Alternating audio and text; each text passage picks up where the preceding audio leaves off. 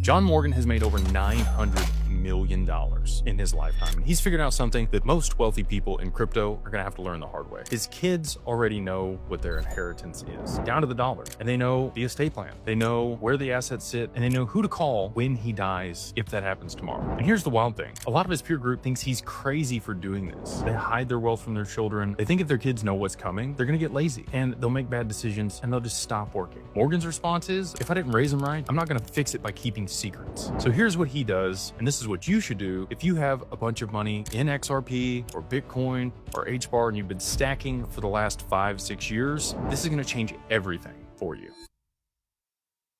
Most of you are sitting on assets. It could be generational wealth, and you've put zero plan in place for what happens when you're gone. And even worse, if you're still here, but your kids need access to it, they don't have a way to get it. So let's walk through the 5 things that Morgan's done with his wealth that crypto holders could be learning from and should probably implement immediately. Number 1, quarterly family meetings. This is a simple one, but it makes a huge difference. Morgan sits down with his entire family 4 times a year. And once a year, they have a really big meeting where he walks through the entire estate plan. Where does the money go? How does it get there? Who do you call? And how do you actually get your piece of the wealth over your lifetime? And then he does something that makes most people really uncomfortable. He shares his entire net worth, all of it. He makes his kids actually show what theirs is to each other. And then they talk about what they've invested in and how they're spending their money. Now, think about your crypto. Does your spouse know your seed phrases? Do they know what exchanges you use? Do they even know what wallets you have? If you got hit by a bus tomorrow, could your family recover a single drop or a single Satoshi? This isn't just about transparency, it's about training. Morgan is teaching his kids how to think about money while he's still alive to course correct them. You need to be doing the same with whoever is going to inherit your position.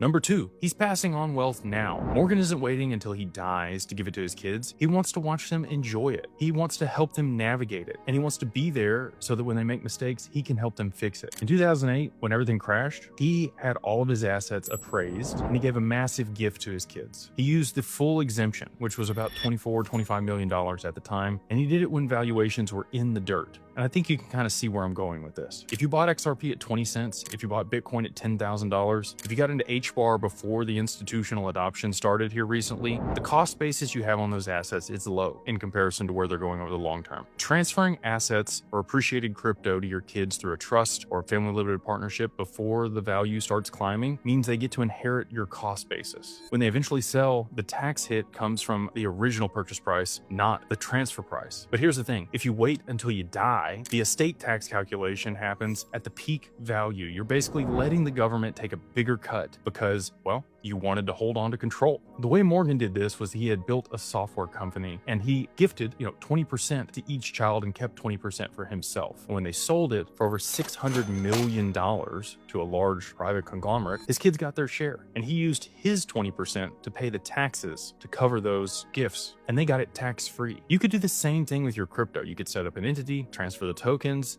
in early when the valuation is still low, let the appreciation happen inside the structure, and when